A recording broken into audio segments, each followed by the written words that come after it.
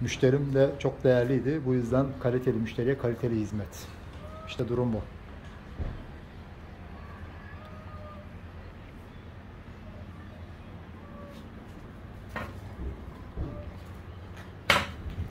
Bunu koyalım istiyorum. Ama koyacağız. nasıl olacak?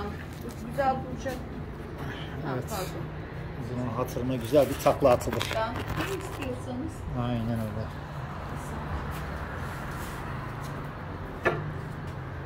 Dikkat edin ama.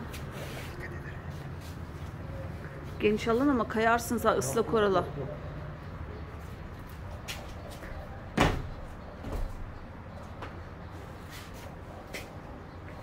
Teşekkür ederiz. Elinize, güle emeğinize kullanın. sağlık. Rabbim ağız tadıyla Amin inşallah. paranızı